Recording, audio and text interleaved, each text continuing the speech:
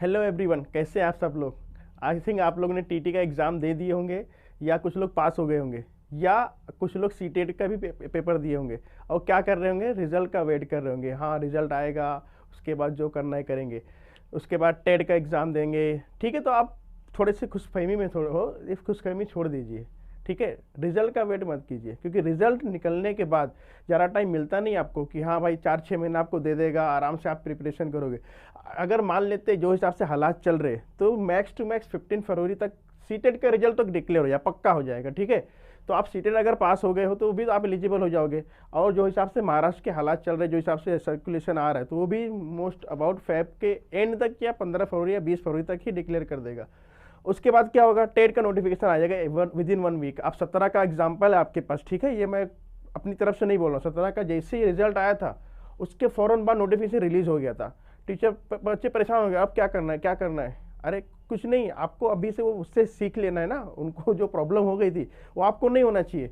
तो आप क्या करो, अभी से, ज़्यादा टाइम अभी भी तो नहीं बचा हुआ है। आप देखो कि जनवरी ख़त्म हो रहा है, फेब मार्च, और जहाँ तक जो जो हिसाब से नोटिफिकेशन वगैरह आ रहा है, जीआर वगैरह सर्कुलेशन हो रहा है, तो आपका अप्रैल तो समझ लो हो ही है। अप्रैल या मैक्स टू मैक्स मई जाएगा, उससे ज़्यादा तो जाएगा नहीं। और ये टेट एग्ज़ाम कोई हलवा एग्ज़ाम तो है नहीं कि आप जाके ऑन द स्पॉट बैठ के आ जाओगे। और दूसरी बात है, ऑनलाइन एग्ज़ाम है, बहुत से लोगों का ऑनलाइन का एक्सपीरियंस भी नहीं होता है। और 200 क्वेश्चन टोटल आपको सॉल्व करना। उसके अंदर सब्जेक्ट देखोगे आप तो बोलोगे अरे क्या क्या पढ़ना है उसके अंदर। अब उसके अंदर देखो, टीटी अलग होता है और ये पूरा डिफरेंट है, पूरा सिलेबस ही अलग है। उसमें फिक्स पैटर्न था, 4-5 सब्जेक्ट पढ़ना था। हाँ, ये 30 हो गया, खत्म हो गया कहानी। ठीक है, इसमें आपको देखो, अगर आप सिलेबस की बात करोगे तो सच में सबसे बड़ा जो वेटेज होता है रीजनिंग का होता है। Reasoning 80 marks, 70 to 80 marks max. तो आप प्रीवियस ईयर एनालिसिस करके देखो, कोई में 75 पूछ रहा है, कोई में 80 पूछ रहा है, कोई में 70 पूछ रहा है। तो अगर हम लोग एवरेज की बात करेंगे, 75 से 80 क्वेश्चन डेफिनेटली आ रहा है, देख रहे हो। और अगर पिछली बार अगर कट ऑफ की बात करें, जो सेलेक्ट हुए उनसे पूछो, कुछ लोग का तो 80 मार्क्स से सिलेक्शन भी हो गया, 70 वालों का भी हो गया है। तो इस बार तो देखो कंपटीशन तो टफ रहने वाला है। मैं डरा नहीं रहा हूँ आपको, मैं फैक्ट बता रहा हूँ कि कंपटीशन बहुत टफ होने वाला है। कि देखो 17 के बाद से एग्जाम हुआ नहीं टेट का, हर कोई वेट करा टेट होगा टेट होगा टेट होगा, नहीं हुआ। तो 18 में कुछ बच्चे पास हुए, 19 में भी पास हो गए, 20 में भी पास हुए, और अभी आपने जो रिसेंटली 21 में दिया इसमें भी पास होने वाले। तो 4 साल का जो पूरा कलेक्शन है वो एक साथ टेट एग्जाम में बैठने वाला है। तो 17 के बेनिस्बत अगर कट ऑफ तो हाई जाने वाला है, 100% हाई जाने वाला है। तो आपको अभी से जुट जाना है। आप रिजल्ट का वेट मत कीजिए कि रिजल्ट कब आएगा, अगर आ गया उसके बाद 1 महीने में क्या आपकी तैयारी हो जाएगी, बिल्कुल नहीं हो पाएगी। सब्जेक्ट इतने सारे पढ़ने, और रीजनिंग जो सब्जेक्ट है, और देखो रीजनिंग सब्जेक्ट ऐसा है कि आपके स्कूल लाइफ से कोई रिलेशन नहीं है। जो टीचर्स थोड़ा बहुत कॉम्पिटेटिव एग्जाम्स अगर दिए होंगे वो परसेंटेज में होते, 2-4% होते। बाकी किसी को रीजनिंग के बारे में कुछ पता नहीं होता है कि रीजनिंग क्या होता है। अगर सीटिंग अरेंजमेंट वगैरह कुछ ऐसा बता दो, बोल रहे कैसे करना है, मोस्टली टीचरों से मैं सुना हूँ कि रीजनिंग के पार्ट उनको समझ में नहीं आता। अभी देखो, अगर पहला क्वेश्चन जो डाइस का दिया, डाइस का कॉन्सेप्ट ही नहीं किसी को पता होता है कि डाइस कैसे सॉल्व करते हैं, छोड़ के चले जाते हैं या तुक्का मार के चले जाते हैं। अब तुक्का भी नहीं मार सकते, नेगेटिव मार्किंग वगैरह उसमें इंक्लूड कर दिया गया है। तो आपको रीजनिंग सीखना पड़ेगा। और सबसे अच्छी बात है वेटेज, 80 मार्क्स का वेटेज है। अगर आप 70-80 मार्क्स इसमें ले आते हो, बाकी देखो कुछ इंग्लिश के आएंगे क्वेश्चन, मैथ्स के इजी इजी क्वेश्चन रहेंगे। तो अगर आपका टारगेट 120 प्लस या 150 तक जा रहा है तो आप पास हो जाओगे। और बोलोगे सर अगर हम लोग कम मार्क्स लेकर आए तो भी तो पास हो जाएंगे ना, 70-80 लेकर आएंगे, पास हो जाओगे। लेकिन आपको कहाँ भेज देगा, उसकी चॉइस के ऊपर। आप अगर रहते हो मुंबई में, आपको भेज देगा एकदम उस्मानाबाद, लातूर, या कहीं एकदम आउटसाइड महाराष्ट्र, वदर इलाके में, जहाँ आपको आबोहवा सुटेबल नहीं रहेगा। तो क्या करोगे आप, वहाँ जाके जॉब करोगे? नहीं ना। तो आप बोलोगे नहीं, जॉब ही नहीं करना है, क्योंकि आपको मुंबई छोड़ने का दिल नहीं कर रहा है। या मुंबई की बात नहीं कर रहा हूँ, जो गाँव वाले हैं, ठीक है, अब वो फिर गांव नहीं छोड़ेंगे, उनको मुंबई में पोस्टिंग करना नहीं जमेगा। उनको कुछ उनके अपने अपने वो रहते हैं, किसी को गांव अच्छा लगता है, किसी शहर। मतलब कहने का ये है, कोई अपना नेटिव प्लेस छोड़ना नहीं चाहता है, सीधी बात है, क्योंकि परमानेंट जॉब है ये। एक बार आप लग गए तो वहीं वहीं रहना पड़ेगा।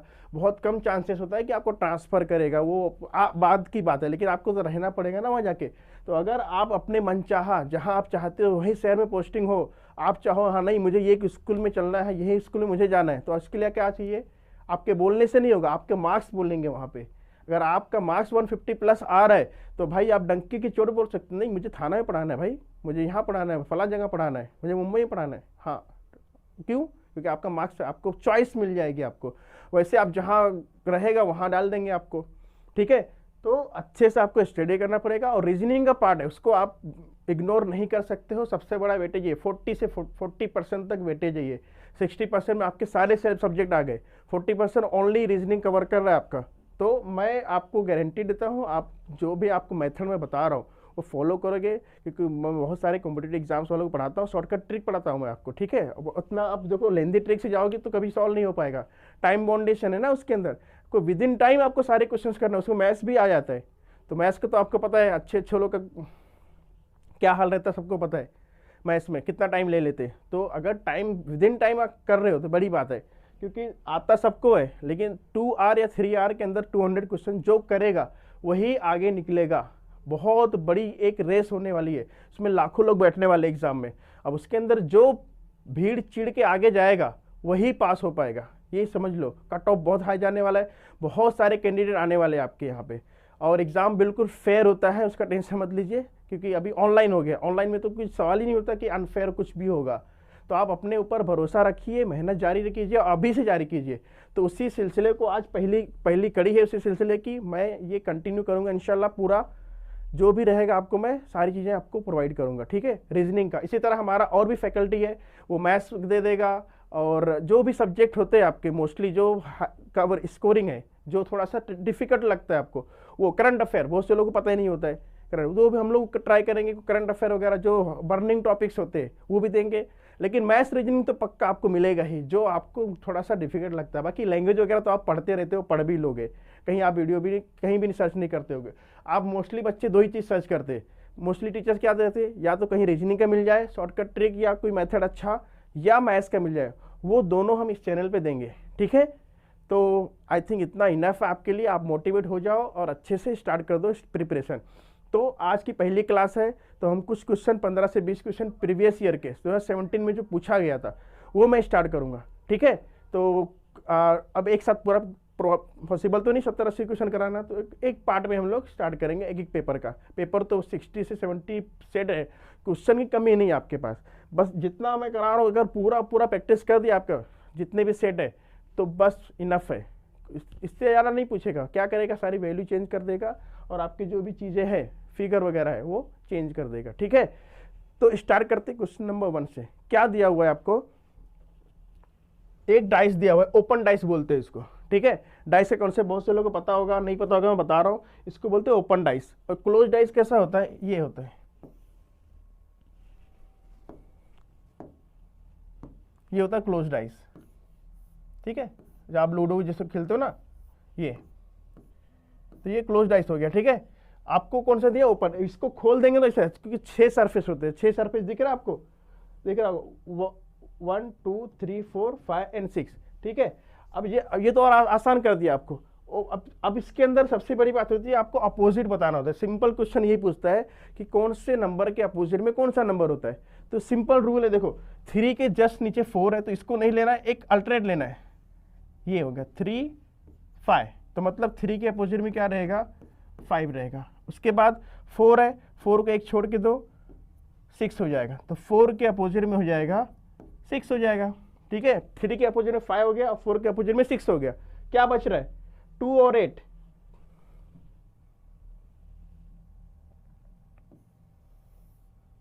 2 और एक्चुअली यहाँ पे 1 देना चाहिए था, आई थिंक कुछ प्रिंटिंग मिस्टेक है कि डाइस में 1 to 6 होता है, लेकिन अगर 8 दिया तो आपको 8 ही लेना पड़ेगा, क्योंकि देखो 8 दिया है यहाँ पे, तो 2 से 8 कुछ फर्क नहीं पड़ता, ये आपका टोटल आ गया। अब जो भी आपके क्वेश्चन पूछा गया है उस पर टिक मार दो। क्या पूछा है, from the given alternative which of the following will be opposite to 3, 3 के अपोजिट में बोला है, चलो कुछ प्रॉब्लम नहीं है। 3 के अपोजिट में क्या आ गया, 5, ठीक है। अब जो भी ऑप्शन ABCD रहेगा, आप 5 उसमें रहेगा, आप उस पर टिक कर देना। देखिए आपको ये देखना है कि अल्टरनेट नंबर कौन सा है, 3 के अपोजिट में 5, 4 के अपोजिट में 6, और जो बचा हुआ रहेगा इधर उधर वो एक दूसरे के अपोजिट हो जाएंगे। सब निकल गया, अब जो पूछा है वो टिक कर दीजिए। कितना टाइम लगेगा, हार्डली 10 to 20 सेकेंड्स, इससे ज़्यादा नहीं लगेगा। अगर आपको कॉन्सेप्ट पता है, नहीं पता है तो आप कुछ नहीं कर सकते हो, क्योंकि ये कॉन्सेप्चुअल पूरा क्वेश्चन है, ये पता होना चाहिए था आपको, ठीक है। नेक्स्ट देखते हैं क्वेश्चन नंबर 2। देखो ये जो क्वेश्चन है ये बहुत पूछा जा रहा है रीजनिंग का, कम से कम आप देखोगे 5 6 क्वेश्चन ये फिगर के वो पूछता है। या तो पूछ देगा मिरर इमेज पूछ देगा, या पूछ देगा कि इसके अंदर छुपा हुआ कौन सा है, ये फिगर दे देगा, 4 ऑप्शन में देगा, ये फिगर कहाँ पे छुपा हुआ है, बहुत सारा उसका पूछने का अंदाज है। तो उसमें से एक टाइप ये है कि मिरर इमेज पूछ लेता है कोई भी एक इमेज का। तो मिरर इमेज देखो निकालने का मेथड यही है कि आपको वहाँ तो मिरर रहेगा नहीं, उसमें देख लो क्या करना पड़ेगा। देखो जो चीज़ें यहाँ दिख रही है यहाँ पे टोटली अपोजिट हो जाएगा। तो एक बना के देखते हैं। देखो ये जो फिगर है ना, ये तो ये चाहे कहीं भी देखो मिरर में वो वैसे ही दिखने वाला है, मतलब ये तो फिक्स है अपना, ये आने ही वाला है। ठीक है, ऑप्शन में देखो यहाँ यहाँ यहाँ चारों में दिया हुआ है। ठीक है, तो ये तो ऑप्शन तो एलिमिनेट नहीं कर सकते हो। सेकंड देखो ये एक हिंट मिल रहा है, देखो ये जब नज़दीक है ना तो अब मिरर में देखोगे तो दूर दिखेगा, वो कहाँ पे दिखेगा, यहाँ पे दिखेगा, वो यहाँ दिख रहा है, ये यहाँ पे दिखेगा ऐसे। अब ये कौन से ऑप्शन में है, देखो ये एलिमेंट हो गया। अब बचा ए बी सी, ठीक, इसमें देखो सेम टू सेम दिखा रहा है ना, तो ये तो हो नहीं सकता, डी में चला गया है। अब क्या बचा, ए और बी और सी बचा हुआ। अब देखो ऊपर वाला जो ऊपर दिया तो वो कैसे होगा, ये ऐसे दिख रहा है ना ये। अब आईने में देखोगे तो ये ऐसे दिखेगा, ठीक है, उल्टा दिखेगा। और कहाँ पे दिखेगा, ये साइड दिखेगा, मतलब ये यहाँ पे दिखेगा, ये यहाँ पे। अब देखो कौन से ऑप्शन में दिया हुआ है, अगर ऑप्शन ए की बात करोगे तो यहाँ पे देखो एक डॉट दे दिया है। ठीक है, दिख रहा है डॉट, ये डॉट थोड़ी आएगा, डॉट कहीं नहीं आएगा, तो ये रॉन्ग हो गया। ये ऑप्शन में देखोगे आप तो ये देखो ये सेम टू सेम दे दिया है, इसको उल्टा नहीं किया उसने। देखो बहुत माइनर ऑब्जर्वेशन होता है, ये आपको अच्छे से देखना पड़ेगा। देखो ये जो दिया है ना, ये आईने में नहीं, देखो प्लेस पोजीशन सेम है, लेकिन ये दोनों में क्या डिफरेंस दिख रहा है कि जो देखो क्वेश्चन में जैसा था वैसे कर दिया ये। ठीक है, दिख रहा होगा आपको, दिख रहा है क्लियर एकदम। ठीक है, तो सेम टू सेम कर दिया उसने। थोड़ा मैं जूम करूँ अगर आपको नहीं दिख रहा होगा,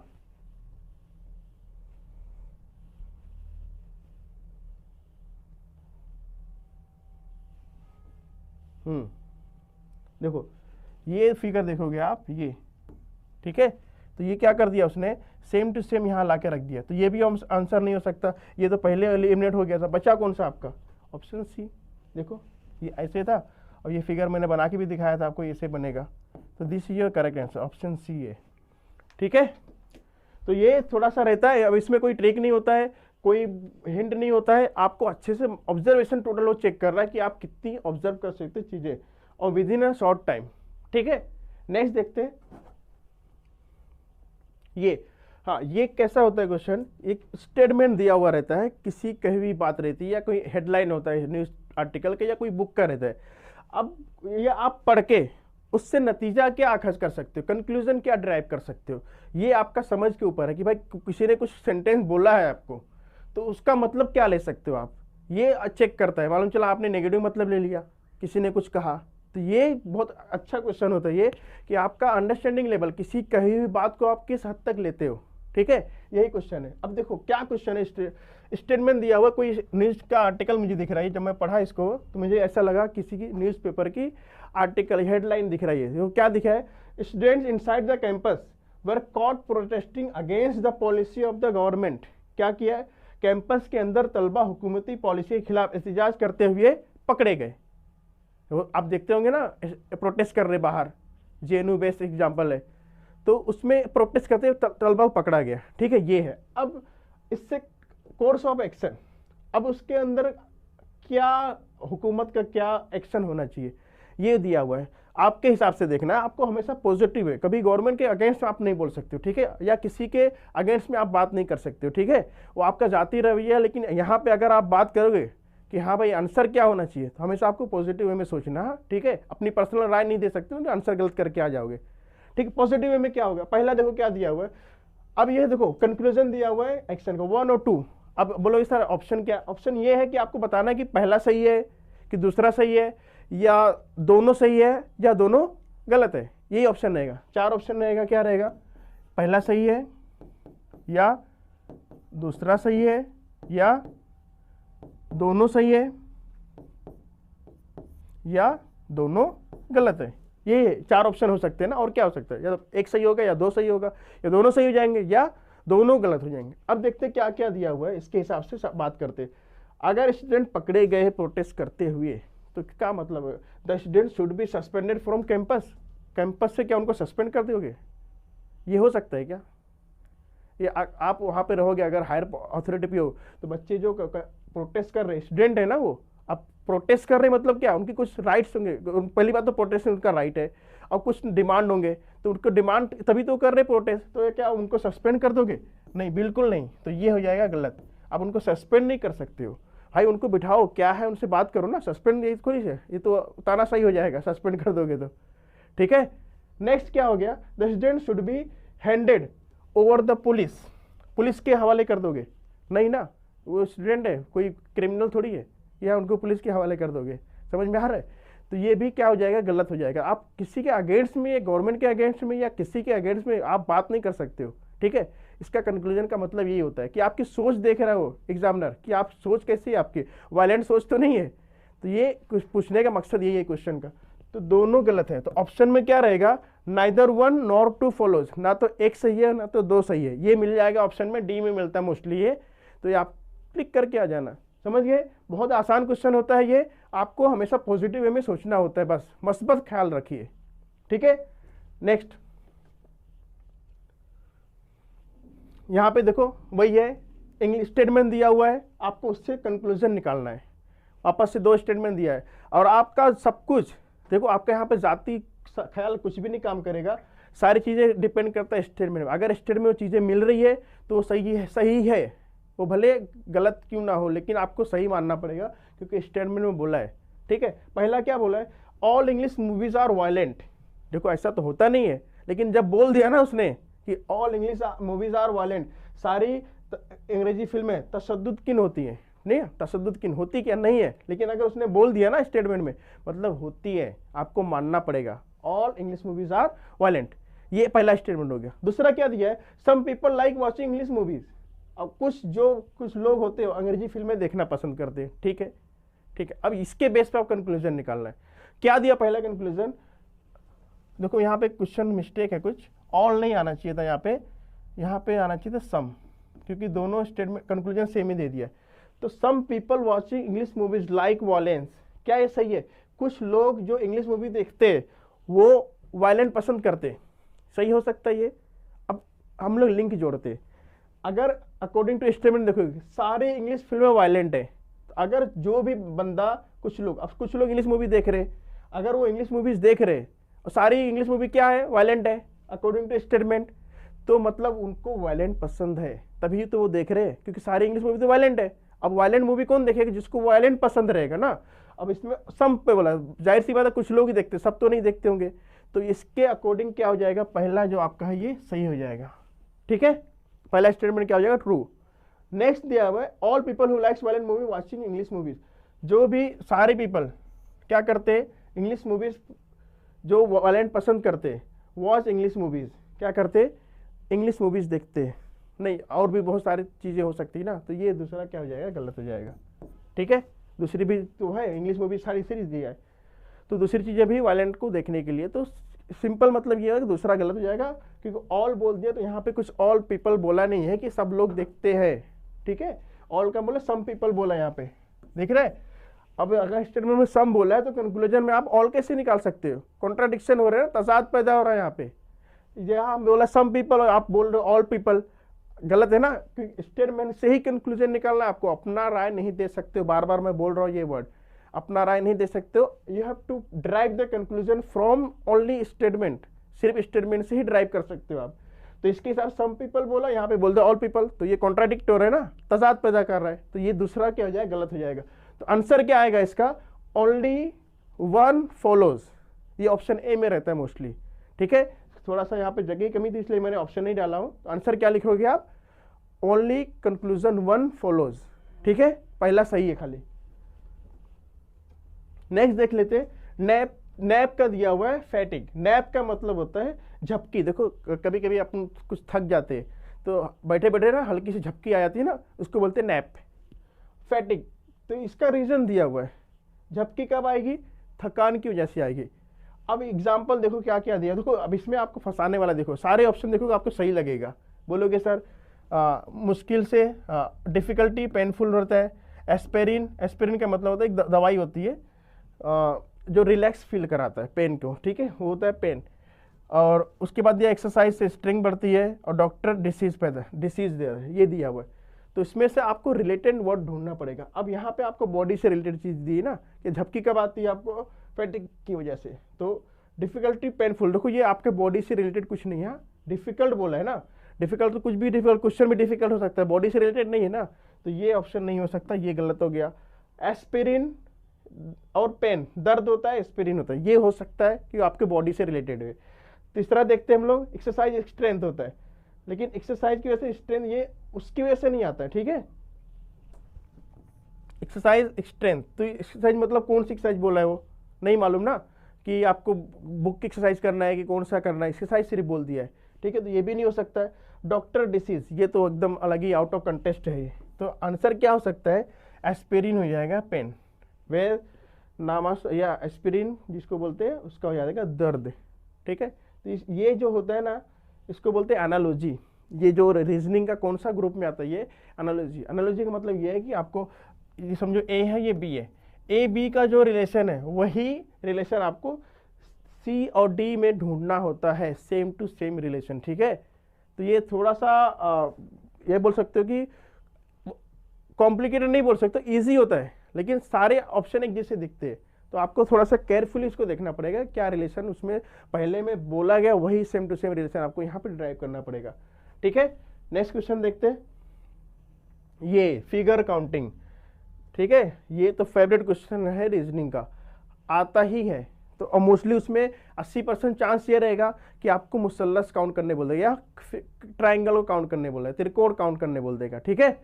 अब देखते हैं, इसका सिंपल ट्रिक है, देखो आप ट्रिक लिख लो कहीं अच्छे से। अगर ये दिया हुआ है ऐसे तो सीधा नंबरिंग करो 1 2 3 4, जो विजिबल ट्राइंगल है कितने दिख रहे, 4 दिख रहे, 4, और सीधा सीधा इसको 2 से मल्टीप्लाई कर दो, टोटल हो जाएगा 8 ट्राइंगल।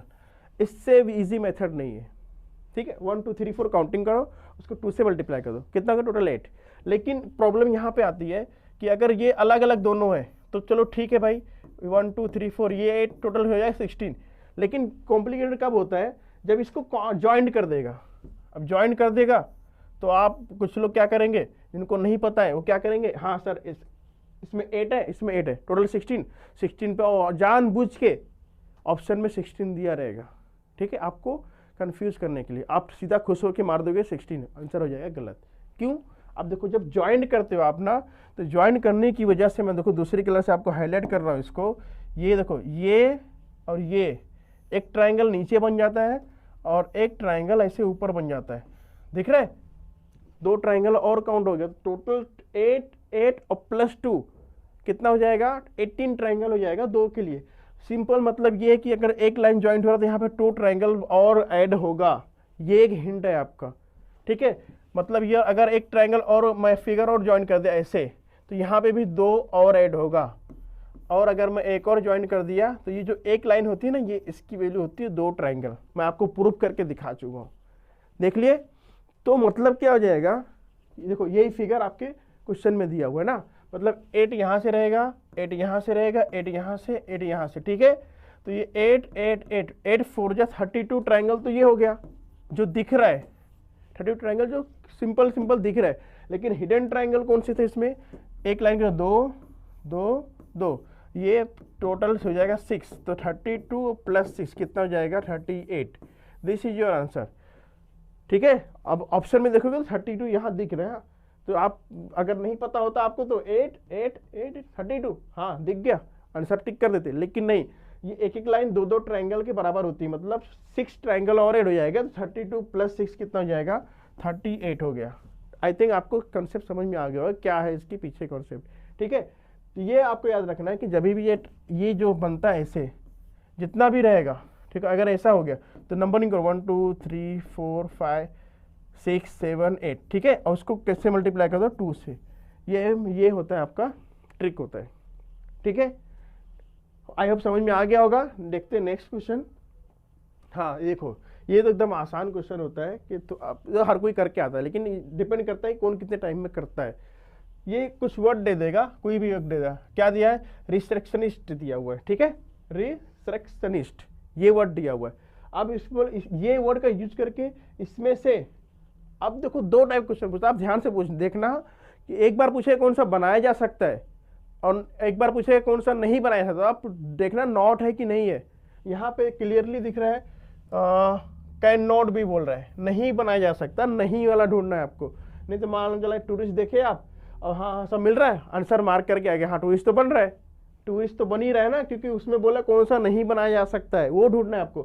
टूरिस्ट बन जाएगा, नॉइज भी बन जाएगा, देखो NOISE सारे अल्फाबेट मिल रहे हैं उसमें, NOISE मिल रहा है। उसके बाद ये देखो ये दोनों में है कंफ्यूजन, सोर्सेसर देखो SOR है, SOR है, ठीक है, CER है, CER ये भी है, और ER देखो डबल R है और डबल E भी है, सब मिल रहा है। और टेंडर में देखो क्या नहीं है यहाँ पर, D देखो, D अगर देखोगे तो ये पूरे वर्ड में कहीं भी D नहीं है, तो ठीक है। तो अब आपके ऊपर डिपेंड करता है कि आप ऑप्शन यहाँ से स्टार्ट करते हो कि यहाँ से। अगर आप ऑप्शन डी से स्टार्ट करते डायरेक्ट पहले ऑप्शन में आंसर मिल जाता है, तो जरूरी नहीं आप हमेशा ए चेक किया करो, कभी कभी डी में तो डी से भी जा सकते हो आप। तो आंसर क्या आएगा, टेंडर आ गया। टेंडर नहीं बना जा सकता क्योंकि उसमें डी आ रहा है टेंडर में, और अपना जो वर्ड है कहीं भी डी नहीं है, ठीक है। ये तो बहुत आसान है। नेक्स्ट देखते हैं, हाँ ये जो उसका फेवरेट क्वेश्चन है, सीटिंग अरेंजमेंट और पजल, ये आता ही है और हर बार आएगा और अच्छे खासे स्कोरिंग, कम से कम 10 से 15 नंबर तो इसमें ही रहता है आपका। बोलोगे सर एक क्वेश्चन नहीं, एक क्वेश्चन नहीं है, ये एक बार पूछ रहा है तो इसके ऊपर ये जो पूरा पैसेज दिया ना इतना बड़ा, तो इससे फायदा ये होगा कि आपके 5 क्वेश्चन सॉल्व हो जाएंगे। अगर एक आपने अच्छे से बना लिया और एक बार बन गया तो पांचों के पांचों सही हो जाते, ये गारंटेड है। लेकिन वो बनाना ही सबसे इंपॉर्टेंट है, अगर आपने गलत बना दिया तो पांचों गलत हो जाएंगे। हाँ रिस्की क्वेश्चन है ये, तो इसको आप अच्छे से प्रैक्टिस करना, और जैसे मैं बता रहा हूँ अगर उसको फॉलो करोगे तो डेफिनेटली नहीं गलत होगा, क्योंकि कुछ हिंट होता है इसका, डायरेक्ट आप सॉल्व नहीं कर सकते हो, कुछ मेथड होता है, ठीक है। तो बहुत केयरफुली आप इसको देखना कि मैं कैसे बना रहा हूँ, और उसको 2-3 बार प्रैक्टिस करना, ठीक है। और बहुत हर एक स्टेटमेंट को अब देखो, या तो आपको 1 2 3 4 5 स्टेटमेंट दे देगा, ऐसे दे देगा, या पूरा पूरा पैराग्राफ भी दे सकता है, जरूरी नहीं कि एक एक करके। यहाँ पे अच्छा कर दिया उसने, एक एक पॉइंट दे दिया, अच्छा कर दिया, लेकिन पैराग्राफ भी देता है। तो दोनों जैसा भी रहेगा हम लोग सॉल्व करेंगे, एक एक लाइन पढ़ेंगे। क्या बोला है पहले तो ये पढ़ो, क्या क्या दिया है। 6 प्लेज मतलब ड्रामा होता है, कुछ भी प्रोग्राम वगैरह होगा। 6 प्लेज है, क्या क्या नाम है, आराधना, बंधन, चांदनी, दामिनी, एहसास, फ्रेब, ठीक है। ये 6 ड्रामे हैं, ठीक है, और 6 ड्रामे को प्ले करना है। कौन से दिन, हर एक ड्रामा एक एक दिन प्रेजेंट करना है। कहाँ से, मंडे टू सैटरडे, मंडे से सैटरडे 6 दिन होता है। मतलब पहले आप डे लिख लो यहाँ पे कि कौन कौन से डे आपको प्ले करना है, Monday, Tuesday, Wednesday, Thursday, Friday और सैटरडे। ये 6 दिन है और 6 ड्रामा प्रेजेंट करना है, ठीक है। अब कौन कौन से दिन पढ़ना, ये हिंट दे रहा है आपको, डायरेक्टली बताएगा नहीं आपको कौन सा दिन कौन सा, आपको हिंट पढ़ के समझना होगा। तो Aradhana must be stage a day before Ehsaas, ठीक है। मतलब क्या हो रहा है कि उर्दू में अगर पढ़ोगे आप तो आराधना को एहसास से एक दिन पहले स्टेज किया गया। मतलब पहले कौन किया गया, आराधना, उसके बाद क्या किया, एहसास। तो अब कौन से दिन किया गया तो नहीं बता रहा है ना, तो आप आराधना यहाँ लिख लो साइड में कहीं, आराधना और एहसास, ठीक है। क्या बोल रहा है, Aradhana is must be stage a day before Ehsaas. Aradhana को एहसास से पहले, एक साइड में कहीं लिखते चलो, हाँ ये अपने को यहाँ ज्वाइन करने काम आएगा। नेक्स्ट देखते, Chandni must not be stage Tuesday. देखो एकदम क्लियर बोल रहा है कि ट्यूसडे के दिन किसको प्ले किया गया है, चांदनी को। हाँ चांदनी, मतलब यहाँ पे क्या नहीं आएगा, चांदनी, तो यहाँ पे आप कट कर दो, ठीक है, और यहाँ पे लिख दो चांदनी, मतलब यहाँ चांदनी नहीं आएगा। हाँ जब लिखते, जब वहाँ पे आप फिल करते बैठोगे तो याद आ रहे हैं, हाँ यार चांदनी तो यहाँ नहीं आएगा, ठीक है। उसके बाद Bandhan must be stage on the day following on the which Fareb is stage, ठीक है। क्या किया, बंधन को लाजमी तौर पर फ्रेब स्टेज के जाने वाले दिन के अगले दिन स्टेज किया गया है। मतलब पहले क्या आएगा, फ्रेब आया होगा, ठीक है, उसके बाद बंधन, मतलब सबसे पहले फ्रेब,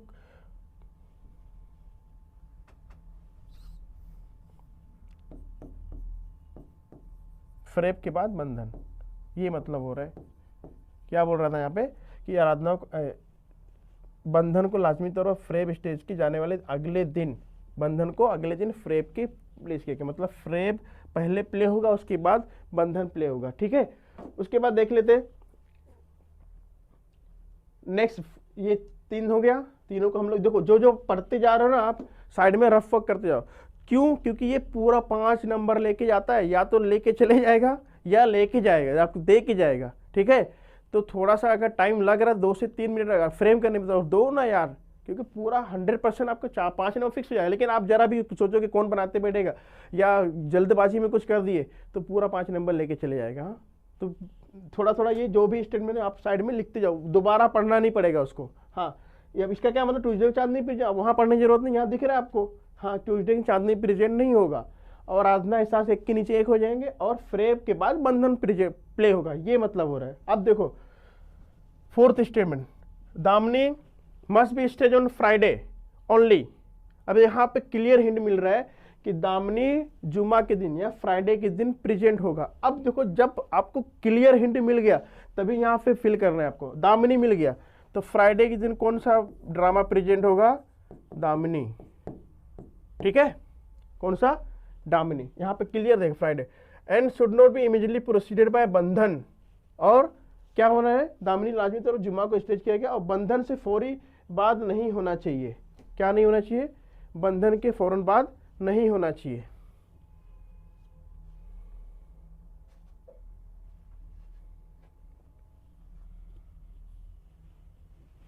मतलब यहां बंधन नहीं आएगा, यहां पे कौन नहीं आएगा?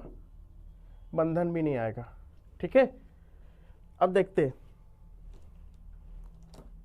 उसके बाद बोला है एहसास must not be stage on last day of the schedule. Last day मतलब सैटरडे, और सैटरडे को क्या होना चाहिए? ये एहसास भी यहाँ नहीं होना चाहिए। ठीक है, सैटरडे के दिन ये सारी चीज़ें नहीं आएगी। ठीक है, और थर्सडे के दिन शायद बंधन भी नहीं आएगा, कि प्रोसीड बोला है ना, तो यहाँ पे बंधन भी नहीं आएगा।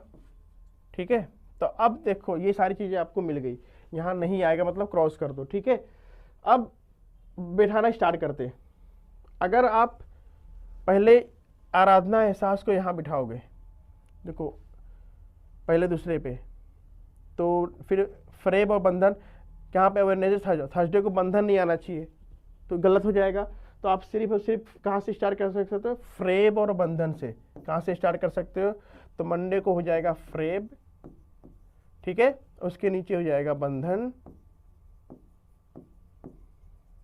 और उसके नीचे आ जाएगा आपका, फिर ये दोनों आराधना और एहसास एक साथ प्ले हो रहे हैं, तो पहले कौन आएगा? क्लियर बोला है कि आराधना पहले होना चाहिए, तो आराधना पहले आ जाएगा, और उसके नीचे हो जाएगा एहसास।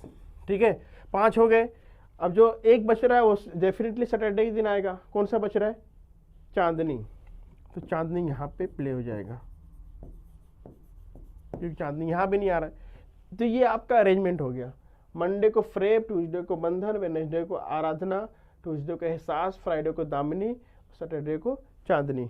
अब ये एक बार आपका बन गया। ठीक है, ये खत्म। पूरे 5 के 5 आंसर आपको आ जाएंगे। आप बोलोगे सर इतने बनाने से कैसे आ जाएगा? डेफिनेटली आएगा, आप खुद ही आंसर दोगे। एक बार ये अच्छे से बन गया ना, अब क्वेश्चन पढ़ते हैं हम लोग, क्या बोला है क्वेश्चन में। ठीक है, ये इंपॉर्टेंट, ये आप कहीं भी देखो। अब हाँ, एक चीज़ और बताना मैं भूल गया आपको, कि ये तो मैं देखो PDF से सारे क्वेश्चन 5 एक साथ इकट्ठा कर दिया हूँ। ठीक है, आपको मर्ज कर दिया हूँ, तो यहाँ पे 5 एक साथ मिल जाएगा। लेकिन क्वेश्चन में ऐसा नहीं है। क्वेश्चन में तो ये जब मैं देख रहा था PDF, तो एक जगह 27 मिला था, एक 28 मिला था, एक डायरेक्ट 89 पे मिला था, एक 103 पे मिला था, और एक डायरेक्ट 135 या 120 नंबर पे मिला था। तो 5 अलग अलग जगह पे मिलेंगे आपको। ठीक है, तो आपको क्या करना है, आपको रफ शीट जब दिया जाएगा तो ये बना के रख देना कहीं भी अच्छे से। ठीक है, जैसा मैं बनाया हूँ ऐसे बना लेना, और उसके बाद जब भी ये क्वेश्चन आएगा तो आपको दोबारा बनाने की जरूरत नहीं पड़ेगी। क्या करना पड़ेगा? सेम टू यहाँ देख के आंसर निकाल लोगे। अब पहला क्वेश्चन क्या दिया था? विच of the following pledge on stage on Monday. Monday के दिन कौन सा प्ले किया गया? तो आप कोई बच्चा भी बोल देगा सर मंडे के दिन तो फ्रेब प्ले किया गया है। फ्रेब दिख रहा है आंसर? फ्रेब कहाँ पे ऑप्शन है देखो, ऑप्शन में यहाँ रखा था, ठीक है, थोड़ा सा इस जगह की कमी थी, अब मैं थोड़ा सा बड़ा कर रहा हूँ इसको मैं। देखो क्या बोला था, मंडे के दिन कौन सा प्ले किया गया था, क्या था, ऑप्शन ए एहसास, बी फ्रेब, सी चांदनी, डी बंधन। तो क्या आंसर आ रहा है मंडे के दिन, फ्रेब। तो which option is correct, Fareb, B answer है, ठीक है। नेक्स्ट देखते हैं, play Damini is between which of the following pair of the place. जो दामिनी ड्रामा है वो दर जेल में से कौन सी जोड़ियों के बीच में प्ले किया गया है। तो आप पहले यहां जाइए, देखिए दामिनी कहाँ पे है, ये है दामिनी, ठीक है। किसके किसके बीच में, एहसास है, एहसास और चांदनी, ये दोनों के बीच में प्ले किया गया। अब देखो कहाँ पे है, कौन कौन सा है, एहसास और चांदनी। कहाँ पे एहसास और चांदनी, बंधन एहसास नहीं हो सकता, एहसास फ्रेब ये नहीं हो सकता, आराधना एहसास नहीं हो सकता, चांदनी एंड एहसास। देखो ये ऑप्शन डी अपना सही है। कितना टाइम लग रहा है, 2 से 3 सेकंड लग रहा है, क्यों, जब आपने प्रॉपर डायग्राम बना लिया था। नेक्स्ट थर्ड क्वेश्चन क्या दिया था, play Chandni will be stage on which of the following day. Chandni कौन से दिन प्रेजेंट किया जाएगा। चांदनी के लिए क्या दिया गया, चांदनी के लिए सैटरडे, देखो दिख रहा है सैटरडे, चांदनी के लिए क्या लेना है, सैटरडे। तो where is option, this one, D option correct, Saturday के दिन। नेक्स्ट है, which of the following schedule place which the order of the staging of from Monday. पूरा बोला है कि सारे ड्रामा अगर आपको अरेंज किया जाए तो स्टार्टिंग फ्रॉम मंडे से कौन सा ड्रामा प्रेजेंट होगा, ठीक है। मंडे को कौन सा, Tuesday, Wednesday, Thursday, Friday, Saturday, एक साथ बताया गया पहले कौन सा होगा। अगर ऑप्शन देखोगे आप यहाँ पे, फ्रेब, बंधन, आराधना, एहसास, फ्रेब, बंधन, आराधना, एहसास, ये देखते कहीं है क्या, फ्रेब, बंधन, आराधना, एहसास। फ्रेब, बंधन पहले में नहीं है, यहाँ भी नहीं है, यहाँ भी नहीं है। तो जब तीनों में नहीं मिला तो option D, none of this, कहीं भी नहीं है, तो ऑप्शन डी आएगा, क्योंकि पहला फ्रेब है, तो फ्रेब तो कहीं दिख ही नहीं रहा ना कोई भी ऑप्शन में, तो आंसर आ जाएगा none of this, very simple. तो अभी देखो अगर आप नहीं बनाए होते डायग्राम तो नन ऑफ दिस पे अगर आप तुक्का मारने आते तो कोई बंदा नन ऑफ दिस पे तुक्का नहीं मारता है, समझ में आ रहा है। मोस्टली क्या करेगा, इसमें से कोई भी आंसर ढूंढ के कुछ भी मार देगा। लेकिन अब आपने अगर डायग्राम बना लिया था अच्छे से तो आप 100% कॉन्फिडेंस से क्या बोल सकते हो कि इसमें से कोई भी आंसर नहीं सर, आंसर आएगा नन ऑफ दीज, ठीक है।